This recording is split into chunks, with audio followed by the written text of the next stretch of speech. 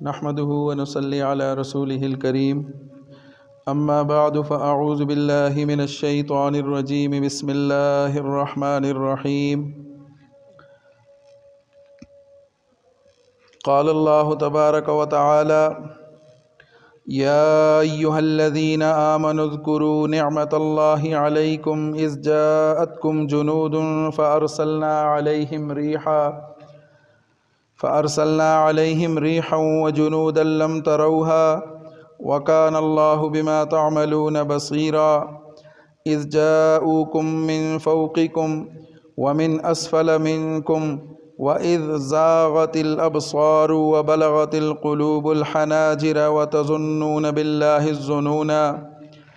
هنالك ابتلي المؤمنون وزلزلوا زلزالا شديدا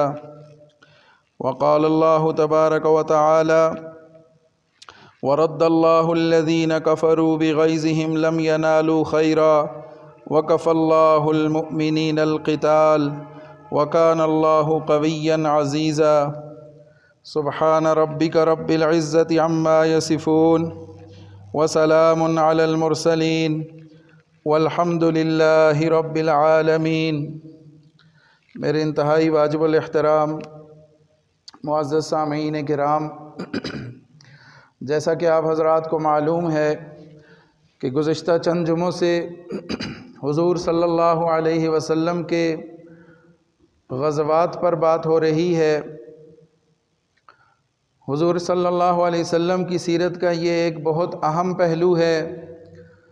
اور اس پر بات کرنا اس لیے بھی ضروری ہے کہ ہمیں اپنی تاریخ سے اور رسول اللہ صلی اللہ علیہ وسلم کی سیرت سے آگاہی حاصل ہو، واقفیت ہو۔ غزوات کا بیان کرنا یہ صرف قصے اور واقعات بیان کرنا نہیں ہے، بلکہ ان کے اندر چھپا ہوا جو پیغام ہے اور ان سے حاصل ہونے والا جو سبق ہے اس کو سمجھنا اور اس پر اپنی عملی زندگی میں کام کرنا، اس کے لیے ہم اس پر بات کر رہے ہیں کہ اللہ تعالی ہمیں سمجھ عطا فرمائے، اللہ تعالی ہمیں رسول اللہ صلی اللہ علیہ وسلم کی زندگی کو سمجھنے کی اور آپ صلی اللہ علیہ وسلم کے طریقے کو اپنانے کی توفیق عطا فرمائے۔ غزوات کے اندر، ان واقعات کے اندر اللہ تعالیٰ نے بہت سارا سبق رکھا ہے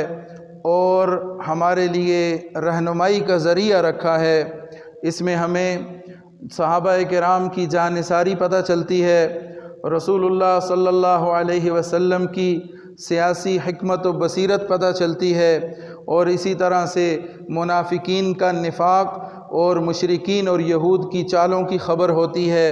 تو اللہ تعالیٰ نے ان واقعات میں اور ان غزوات کے جتنا بھی سلسلہ ہے اور رسول اللہ صلی اللہ علیہ وسلم کی تمام سیرت میں اللہ تعالیٰ نے مسلمانوں کے لیے رہنمائی کا ذریعہ رکھا ہے۔ اسی نیت سے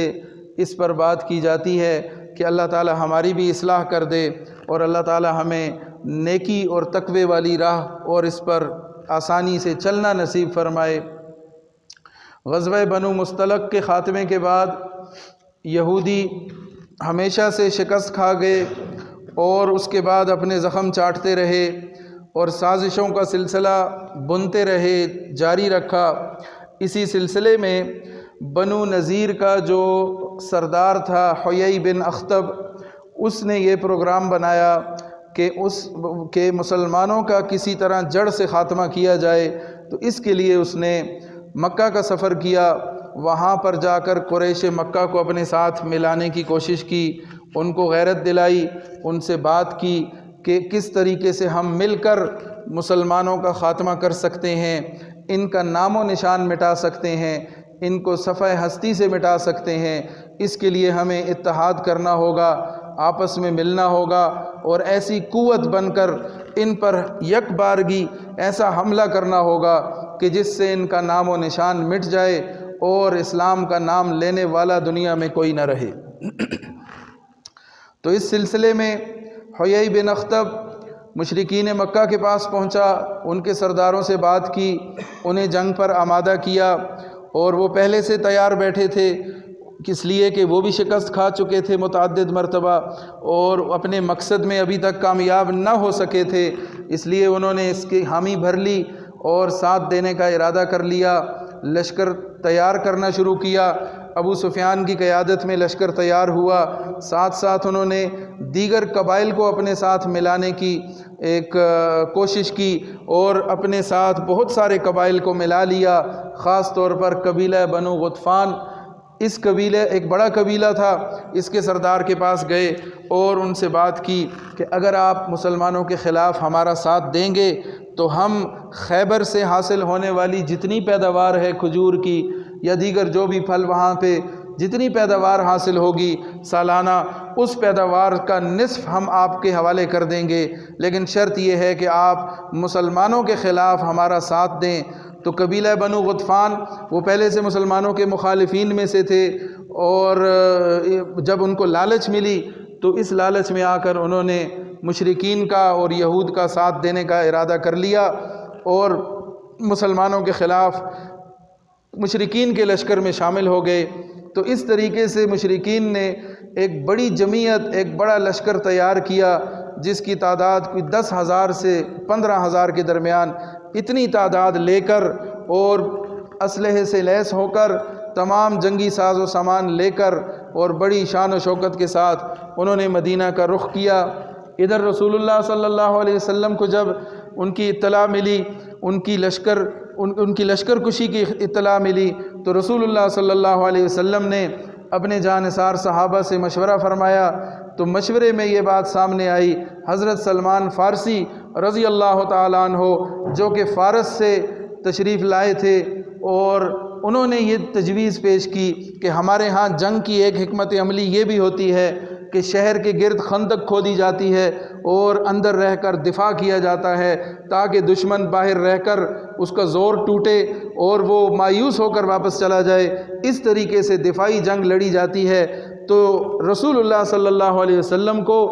سلمان فارسی رضی اللہ تعالیٰ عنہ کا دیا گیا یہ مشورہ پسند آیا، اور آپ صلی اللہ علیہ وسلم نے اس کو عملی صورت دینے کے لیے مدینہ طیبہ کے شمال کی جانب ایک خندق کھودنے کا فیصلہ فرمایا، اور پھر رسول اللہ صلی اللہ علیہ وسلم خود تشریف لے گئے اور آپ نے اپنے ہاتھ سے ایک خط کھینچا، نشاندہی کی، اور پھر صحابہ کرام کی تشکیل کی، اور صحابہ کرام نے رسول اللہ صلی اللہ علیہ وسلم کے ساتھ مل کر خندق کے کھودنے کا کام شروع کر دیا۔ ادھر مشرکین مکہ چلے مکہ سے اور اپنے ساتھ دیگر قبائل کو ملا کر ایک بہت بڑا لشکر جرار لے کر مسلمانوں کو ختم کرنے کے لیے، صفحہ ہستی سے مٹانے کے لیے مدینہ کا رخ کیا، اور دوسری جانب رسول اللہ صلی اللہ علیہ وسلم اپنے جانثار صحابہ کے ساتھ مل کر خندق کھودنے کا کام کر رہے ہیں، اور صرف 6 دن کے اندر اندر 3 میل لمبی اور 5 گز چوڑی خندق کھودی گئی، گہری خندق کھودی گئی، اور اس خندق کے کھودنے میں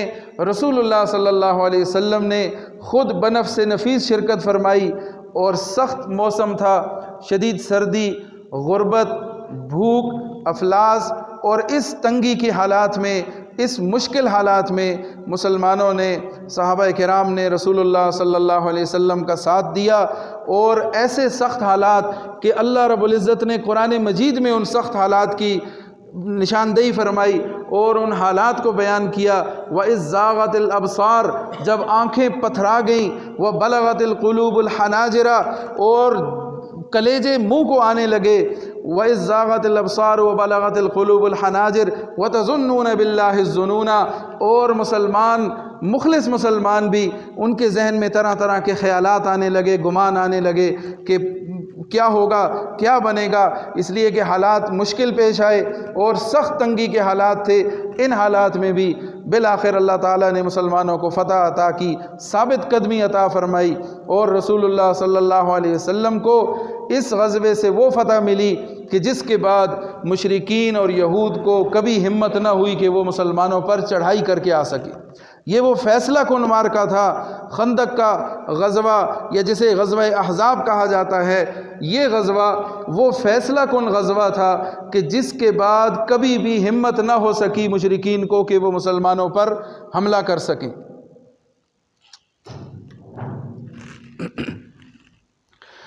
تو رسول اللہ صلی اللہ علیہ وسلم نے صحابہ کرام کی تشکیل کی، 10 صحابہ کو 10 گز خندق کھودنے کے لیے مقرر فرمایا، اور اس کے لیے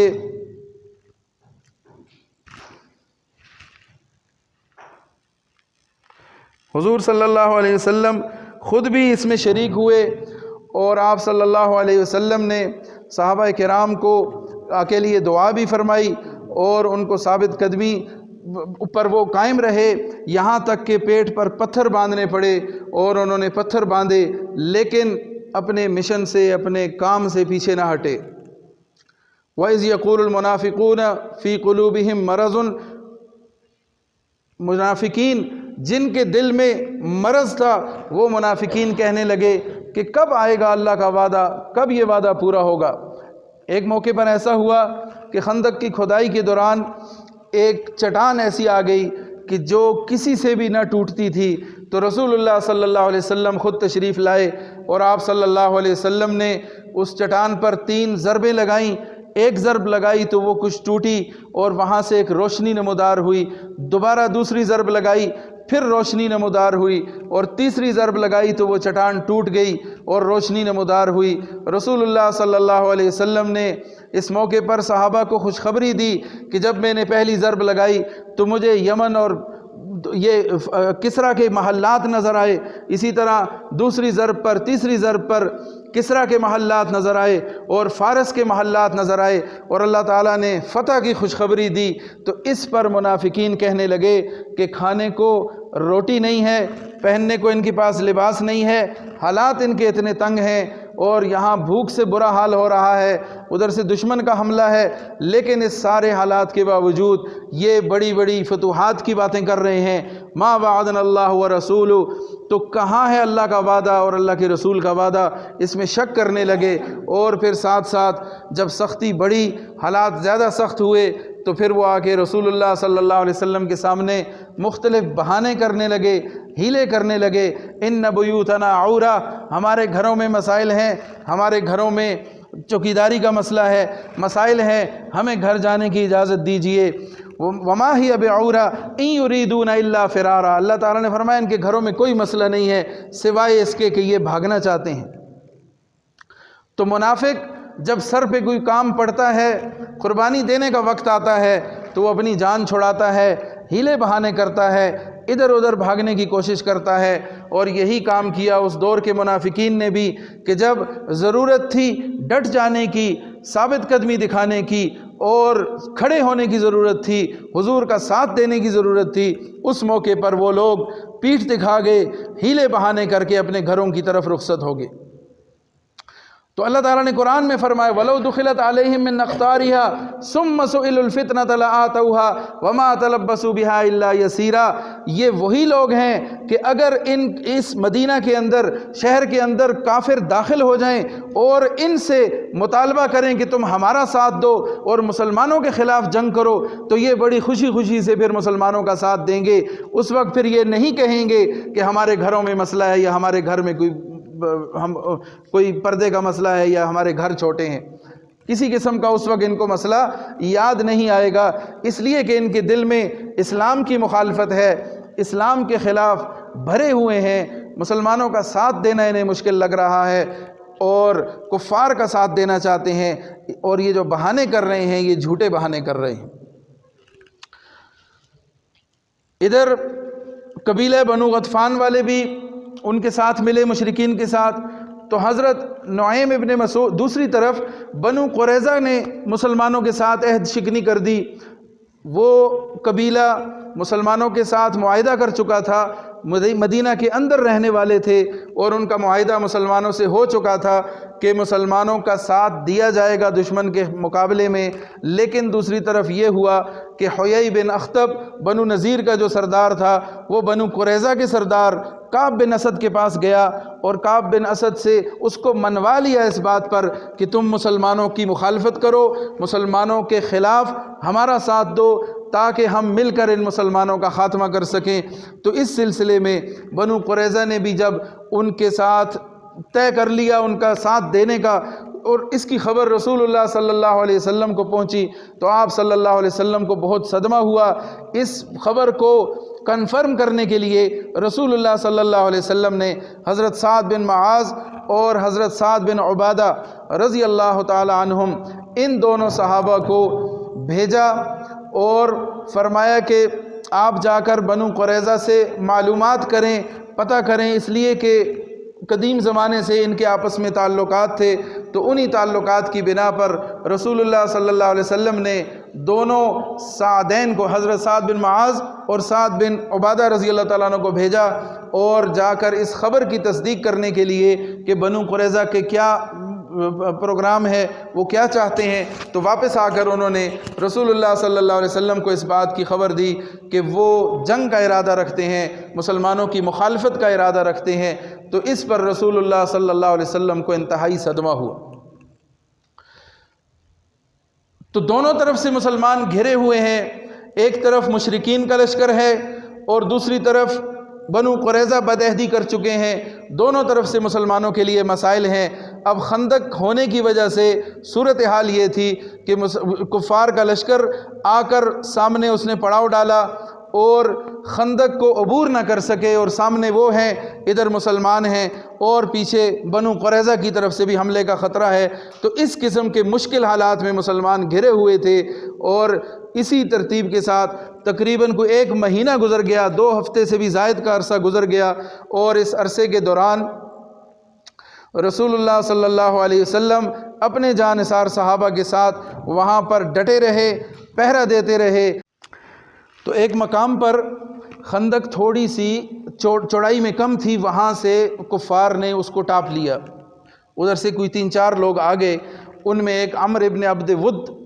ایک ایسا جنگجو تھا کہ جس کے بارے میں مشہور تھا کہ یہ اکیلا 1000 کے مقابلے میں کافی ہے، اتنا بڑا وہ جنگجو تھا، اتنا بڑا بہادر شخص تھا۔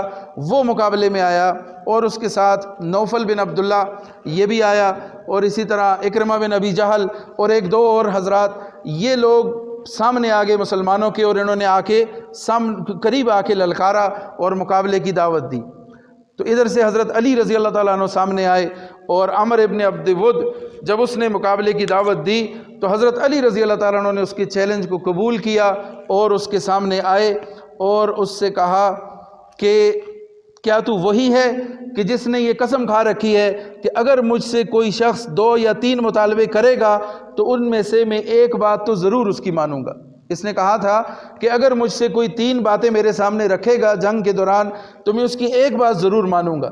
تو حضرت علی رضی اللہ تعالیٰ نے فرمایا کہ پہلی بات تو میں تمہارے سامنے یہ رکھتا ہوں کہ تم اسلام قبول کر لو۔ اس نے کہا مجھے اس کی ضرورت نہیں ہے۔ تکبر تھا، غرور تھا، اپنی طاقت پہ بھروسہ تھا اور مسلمانوں کا بغض تھا، اسلام کا بغض تھا، تو کہنے لگا اس کی مجھے کوئی پرواہ نہیں ہے، میں اسلام قبول نہیں کرتا۔ دوسری طرف حضرت علی رضی اللہ تعالیٰ عنہ نے کہا کہ دوسری صورت یہ ہے کہ تو واپس چلا جا۔ اس نے کہا یہ میری غیرت کے خلاف ہے، میری شان کے خلاف ہے، یہ بھی نہیں ہو سکتا۔ تو پھر کہا کہ تیسری صورت یہ ہے کہ میرے ساتھ مقابلہ میں تیرے ساتھ کرنا چاہتا ہوں اور تیرے ساتھ میں لڑنا چاہتا ہوں۔ تو اس نے کہنے لگا کہ میں بچوں کے ساتھ نہیں لڑتا، تم میرے مقابلے میں بچے ہو اور مجھے تم سے کوئی غرض نہیں ہے، لہٰذا کسی اور کو بھیجو۔ حضرت علی رضی اللہ تعالیٰ نے فرمایا کہ مجھے تجھے قتل کرنے کی غرض ہے۔ جب یہ کہا تو اسے غصہ آ گیا اور بالآخر وہ پھر مقابلہ ہوا۔ حضرت علی رضی اللہ تعالیٰ نے ایک ہی بار میں اس کا خاتمہ کیا اور وہ جہنم واصل ہوا، جہنم رسید ہوا۔ اسے دیکھ کر دیگر جو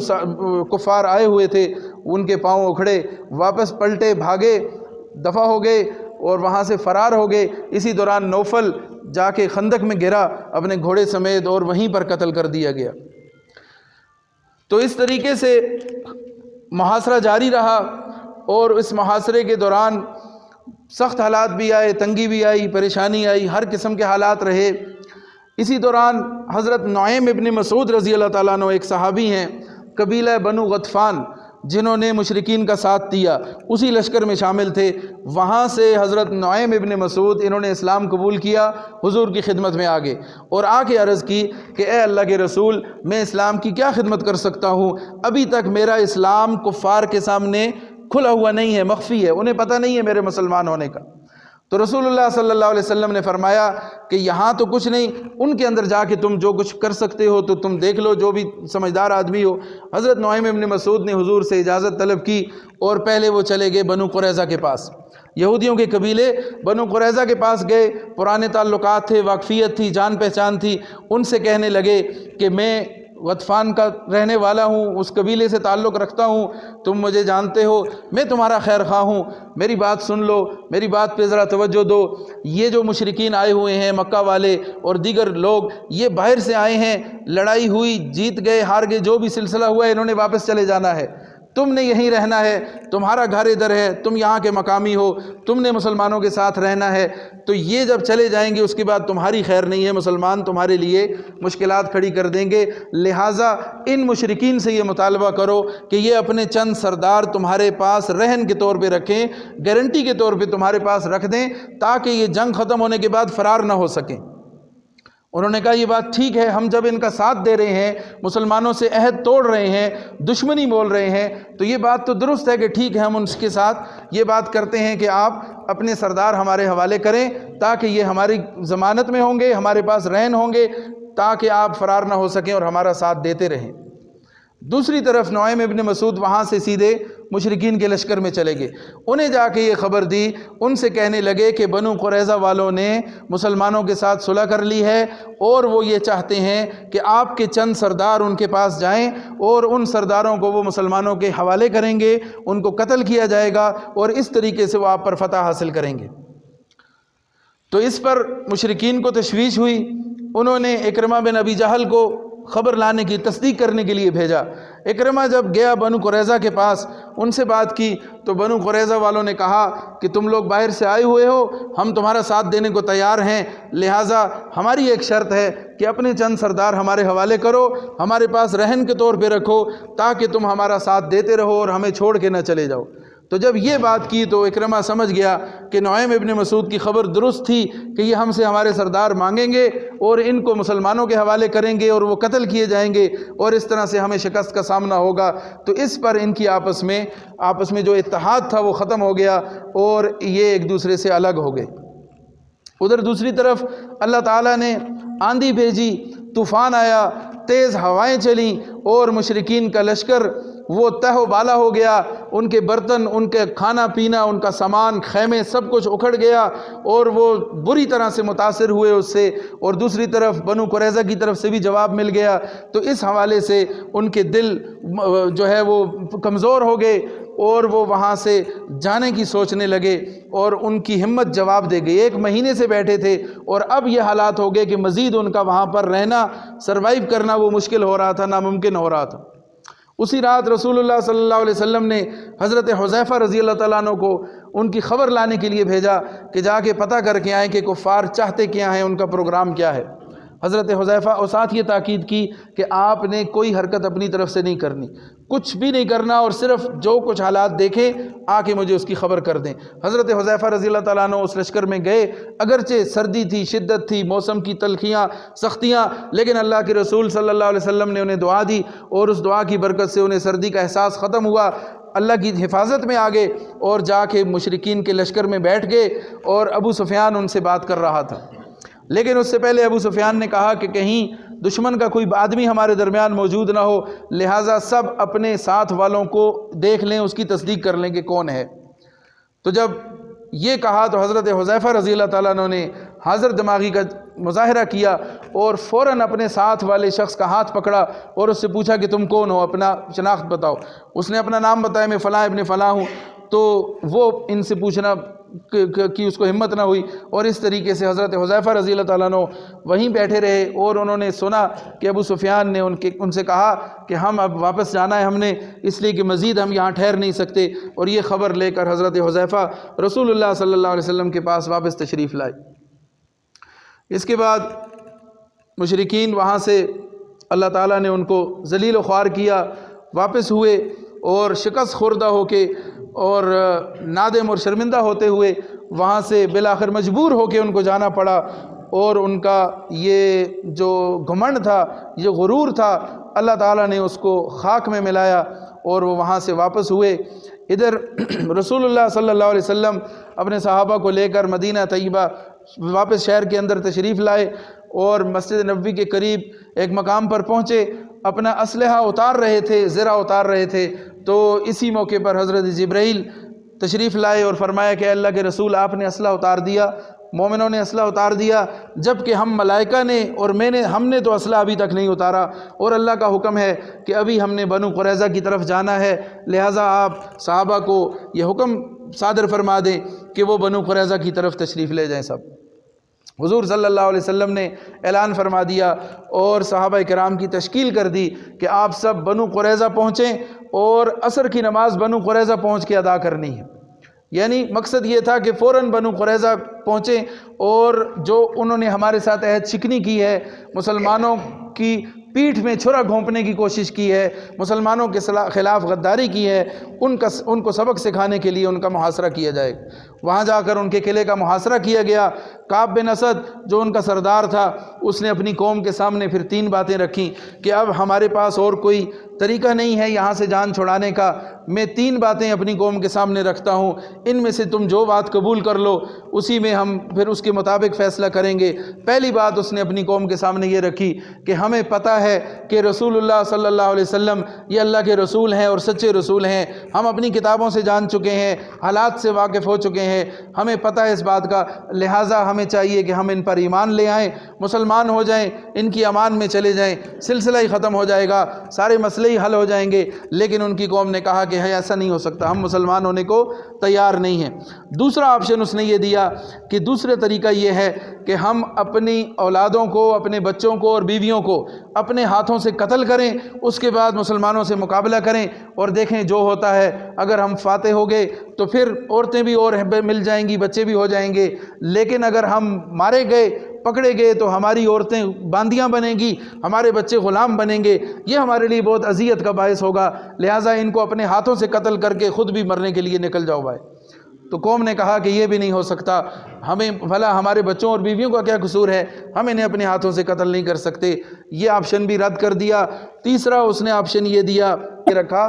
کہ ہفتے کی رات کو، آج ہفتے کی رات ہے اور ہمارے ہاں ہفتے کا دن مقدس ہے، مسلمان ہماری طرف سے غافل ہوں گے، ہاں آج ہفتے کی رات کو اگر ہم ان پہ حملہ کر دیں تو مسلمانوں کو اس کی توقع نہیں ہوگی اور کوئی موقع ایسا ہو سکتا ہے کہ ہم ان پر فتح پا لیں اور ان انجانے میں ان پر غالب ہو جائیں، یہ ایک طریقہ رہ گیا ہے۔ تو قوم نے کہا کہ ہم یہ بھی ماننے کو تیار نہیں ہیں، اس لیے کہ ہفتے کے دن نافرمانی کر کے ہماری قوم جو ہے بندر اور خنزیر بنا دی گئی تھی، لہٰذا ہم اس دن کی حرمت کو پامال نہیں کر سکتے، اس پر اللہ کا عذاب آ سکتا ہے، لہٰذا ہم یہ والا آپشن بھی آپ کا قبول نہیں کر سکتے۔ تو پھر بالآخر مسلمانوں نے 1 مہینے تک ان کا محاصرہ کیے رکھا اور آخر کار انہوں نے تنگ آ کر یہ پھر بات رکھی، رسول اللہ صلی اللہ علیہ وسلم کو پیغام بھیجوایا کہ کسی طرح ہمارا یہ مسئلہ حل کیا جائے، ختم کیا جائے۔ تو رسول اللہ صلی اللہ علیہ وسلم نے فرمایا کہ حضرت سعد بن معاذ رضی اللہ تعالیٰ عنہ جو آپ کے بارے میں فیصلہ کر دیں گے وہی فیصلہ ہم نافذ کر دیں گے۔ تو حضرت سعد بن معاذ رضی اللہ تعالیٰ عنہ نے ان کے بارے میں یہ فیصلہ فرمایا کہ ان کے لڑنے والے جنگجو جتنے بھی ہیں ان کو قتل کیا جائے، ان کی گردن اڑائی جائے اور ان کے جتنے بھی دیگر لوگ ہیں انہیں گرفتار کیا جائے، ان کی عورتوں کو باندیاں بنایا جائے، ان کے بچوں کو گرفتار کیا جائے، قیدی بنایا جائے، غلام بنایا جائے اور ان کا جتنا بھی مال ہے وہ مسلمانوں میں غنیمت کے طور پہ تقسیم کیا جائے۔ اور اسی فیصلے کو رسول اللہ صلی اللہ علیہ وسلم نے نافذ فرمایا اور بالآخر ان یہودیوں کا خاتمہ ہوا، ان کو ایک جگہ گرفتار کیا گیا، اس کے بعد 2 3 کو بلا کے لا کے ان کی گردنیں کاٹی جاتی، ان کو قتل کیا جاتا اور دیگر جو لوگ بچ گئے پھر ان کو گرفتار کیا گیا، ان کو غلام اور باندیاں بنایا گیا، ان کا مال غنیمت مسلمانوں کے حصے میں آیا۔ تو اس طریقے سے رسول اللہ صلی اللہ علیہ وسلم کے جو غزوات ہیں اس سلسلے میں اللہ تعالیٰ نے اسلام کو ایسی عظمت اور ایسی بلندی عطا فرمائی کہ یہودی مشرکین جو اپنے آپ کو بہت کچھ سمجھتے تھے، اپنے طاقت پہ غرور کرتے تھے اور ناز کرتے تھے، اللہ تعالیٰ نے جہاد کی برکت سے، رسول اللہ صلی اللہ علیہ وسلم کی بہترین حکمت عملی کی برکت سے اللہ تعالیٰ نے اسلام کو غالب کیا، مسلمانوں کو فتح دی، مسلمانوں کو عزت دی، مسلمانوں کو ایک وقار اور ایک شان کے ساتھ دنیا میں رہنے کا سلیقہ سمجھایا، اور آج مسلمانوں نے اسی جہاد کو، اسی رب کی خاطر قربانی دینے کے جذبے کو چھوڑ کر دنیا جہان کی ذلت اپنے اوپر مسلط کر لی۔ رسول اللہ صلی اللہ علیہ وسلم جو سیرت، جو طریقہ، جو اسوہ ہمیں دے کر گئے تھے، آج ہم نے اس کو پس پش ڈال رکھا ہے، اور آج ہم غیروں کے طریقے کو اپنانے میں اور غیروں کے طریقے پر چلنے میں اپنی بھلائی، اپنی کامیابی اور اپنی فتح سمجھتے ہیں۔ اللہ تعالی ہماری اصلاح فرما دیں، اللہ تعالی ہمیں عظمت رفتہ عطا فرمائیں، اللہ تعالی ہمیں سمجھ عطا فرمائیں کہ ہم اللہ رب العزت کے اور رسول اللہ صلی اللہ علیہ وسلم کے بتائے ہوئے طریقے کو اپنائیں اور اس کے مطابق زندگی گزاریں، تاکہ اللہ تعالی ہماری دنیا و آخرت اچھی فرما دیں۔ وآخر دعوانا ان الحمد للہ رب العالمین۔